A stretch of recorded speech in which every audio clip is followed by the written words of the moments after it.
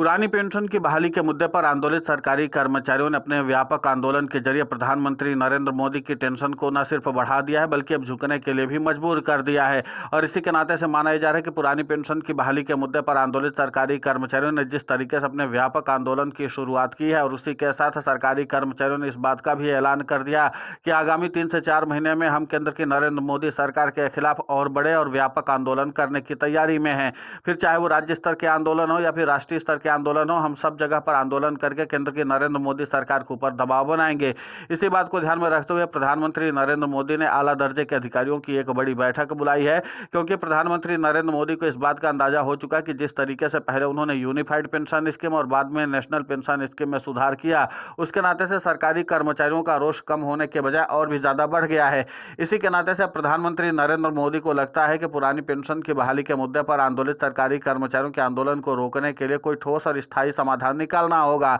इसीलिए प्रधानमंत्री नरेंद्र मोदी अब यूनिफाइड पेंशन स्कीम और नेशनल पेंशन स्कीम की फिर से समीक्षा करके पुरानी पेंशन की बहाली के मुद्दे पर आंदोलित सरकारी कर्मचारियों की मांगों को पूरा करने की कोशिश जरूर करेंगे, क्योंकि पुरानी पेंशन की बहाली के मुद्दे पर आंदोलित सरकारी कर्मचारियों ने कहा कि हम आगामी समय में यानी कि आगामी 3 से 4 महीने में सरकारी कर्मचारी राष्ट्रीय स्तर से लेकर के राज्य स्तर तक और ब्लॉक और जिला स्तर तक में भी आंदोलन करने वाले हैं। और अगर सरकारी कर्मचारी एक बार फिर से प्रदेश भर में इस तरीके से और देश भर में आंदोलन शुरू कर देते हैं तो जाहिर सी बात है कि सरकार की फजीहत होनी तय है। और इसीलिए प्रधानमंत्री नरेंद्र मोदी चाहते हैं कि बजट सत्र में पुरानी पेंशन की बहाली के मुद्दे पर आंदोलित सरकारी कर्मचारियों की मांगों को लेकर के कुछ ऐसा कहा जाए जिसके नाते से सरकारी कर्मचारी अपने आंदोलन पर विराम लगाएं। और जाहिर सी बात है कि पुरानी पेंशन की बहाली के मुद्दे पर आंदोलित सरकारी कर्मचारियों की मांगों को लेकर के एक नई तरह की रणनीति केंद्र की मोदी सरकार भी बनाने की कवायद में जुटी हुई है। यानी कि इस बजट सत्र में जो चालू होने वाला है उसमें पुरानी पेंशन की बहाली के मुद्दे पर आंदोलित सरकारी कर्मचारियों की मांगों को प्रमुखता से रखने की कोशिश की जाएगी।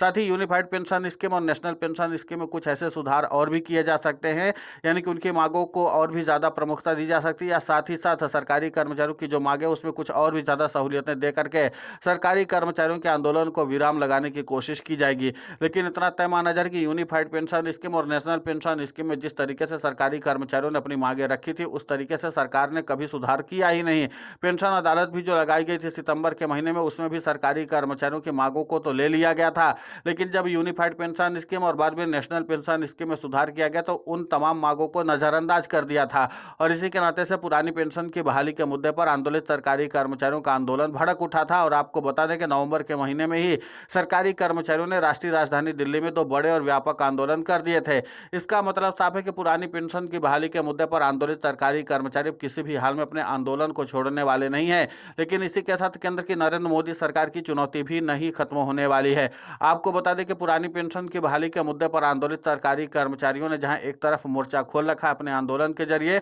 दूसरी तरफ सीएपीएफ के जवानों की पुरानी पेंशन को लेकर के सुप्रीम कोर्ट में भी सुनवाई होनी है। यानी कि जनवरी के महीने में ही सुप्रीम कोर्ट इस बात का फैसला कर देगा कि सीएपीएफ के जवानों को पुरानी पेंशन का लाभ मिलना चाहिए या नहीं मिलना चाहिए, और अगर मिलना चाहिए तो सरकार इसके लिए क्या योजना बनाए। इन तमाम विषयों पर रास्ता साफ हो जाएगा। और इसी के साथ पुरानी पेंशन की बहाली के मुद्दे पर आंदोलित सरकारी कर्मचारियों ने भी अपना बिगुल फूंक रखा है कि उनको हूबहू पुरानी पेंशन का लाभ चाहिए और इसके अलावा न तो एनपीएस चाहिए और न तो यूपीएस चाहिए। और इसी बात को लेते हुए सरकारी कर्मचारियों ने राज्यों की राजधानी में भी व्यापक आंदोलन करने का फैसला कर लिया है। सनद रहे सरकारी कर्मचारी वहीं पर पुरानी पेंशन की बहाली के मुद्दे पर आंदोलन कर रहे हैं, जहां पर या तो एनडीए शासित सरकारें चल रही हैं या फिर बीजेपी शासित सरकारें हैं, वहीं पर पुरानी पेंशन की बहाली के मुद्दे पर आंदोलित सरकारी कर्मचारियों का आंदोलन चल रहा है। और इसी के नाते से सरकारी कर्मचारियों ने साफ तौर पर केंद्र की नरेंद्र मोदी सरकार को घेरना शुरू कर दिया है कि पुरानी पेंशन की बहाली के मुद्दे पर प्रधानमंत्री नरेंद्र मोदी को एक नए सिरे से विचार करने की जरूरत है। हालांकि भले ही केंद्र की नरेंद्र मोदी सरकार की तरफ से इस बात का जवाब बार बार संसद में दिया जाता रहा हो कि संसद में जो बात कही गई थी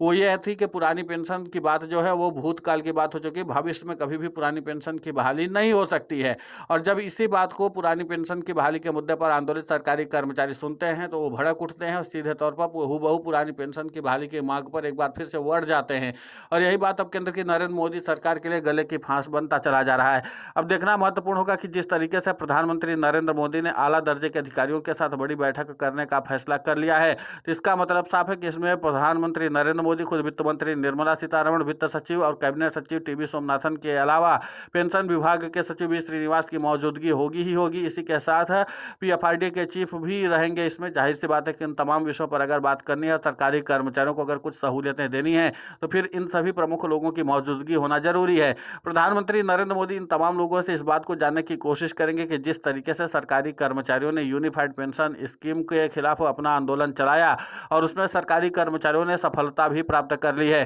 क्योंकि यूनिफाइड पेंशन स्कीम पूरी तरीके से सरकारी कर्मचारियों ने खत्म कर दिया है। और आपको बता दें कि लगभग 1,22,237 लोगों ने ही सिर्फ यूनिफाइड पेंशन स्कीम को स्वीकार किया है। तो इसका मतलब साफ है कि यूनिफाइड पेंशन स्कीम में जहां पर लगभग 22 से 24 लाख सरकारी कर्मचारी हैं केंद्रीय स्तर के, उन सरकारी कर्मचारियों में से महज 1 लाख से ज्यादा कुछ सरकारी कर्मचारियों ने ही यूनिफाइड पेंशन स्कीम को स्वीकार किया है। और ये भी वो सरकारी कर्मचारी हैं जो हाल फिलहाल में रिटायर हुए हैं। जाहिर सी बात है कि उन सरकारी कर्मचारियों के पास एक और अंतिम विकल्प है कि अगर उनको यूनिफाइड पेंशन स्कीम समझ में नहीं आती है तो फिर से एनपीएस में आ सकते हैं। अब देखना महत्वपूर्ण होगा कि जिस तरीके से पुरानी पेंशन की बहाली के मुद्दे पर आंदोलित सरकारी कर्मचारियों ने अपने आंदोलन के जरिए केंद्र की नरेंद्र मोदी सरकार की नाक में दम कर रखा है, क्योंकि ये आंदोलन अब रुकने वाला नहीं है। जाहिर सी बात है कि राष्ट्रीय राजधानी दिल्ली में 2 बड़े और व्यापक आंदोलन करने के बाद सरकारी कर्मचारियों के हौसले बुलंद है। इसके अलावा मध्य प्रदेश की राजधानी भोपाल में भी सरकारी कर्मचारियों ने 2 जनवरी 2026 को बड़ा और व्यापक आंदोलन करके केंद्र की नरेंद्र मोदी सरकार के खिलाफ बिगुल फूंका था।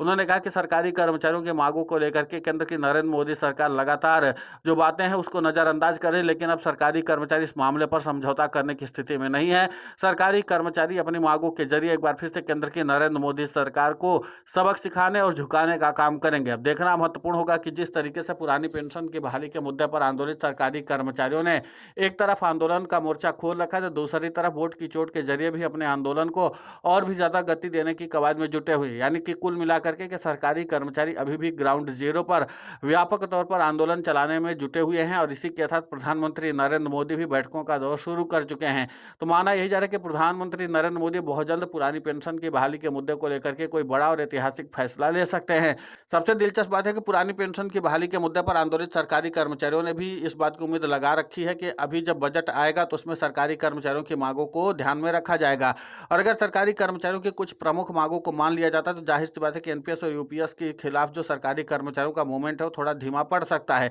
तो जाहिर सी बात है कि अब पेंशन विभाग के सचिव से लेकर के कैबिनेट सचिव और खुद वित्त मंत्री निर्मला सीतारमण वित्त सचिव भी की मौजूदगी रहेगी। तो उसके बाद क्या फैसला लिया जाता है ये इस पर सबकी नजर बनी हुई है। लेकिन सबसे महत्वपूर्ण बात है कि प्रधानमंत्री नरेंद्र मोदी फिलहाल इस पूरे मामले पर झुकते हुए नजर आ रहे हैं और सरकारी कर्मचारियों की बड़ी जीत होने जा रही है। फिलहाल इस पूरे घटनाक्रम को लेकर के आपकी प्रतिक्रिया बहुत महत्वपूर्ण होती है, आप हमें कमेंट करके जरूर बताएं। साथ ही पुरानी पेंशन की बहाली के मुद्दे पर हम लगातार आंदोलित होकर के खबरें चला रहे हैं। आप हमारे समर्थन के लिए चैनल को सब्सक्राइब करें, खबर को ज़्यादा से ज़्यादा शेयर करें ताकि पुरानी पेंशन की बहाली का मुद्दा और बुलंद हो।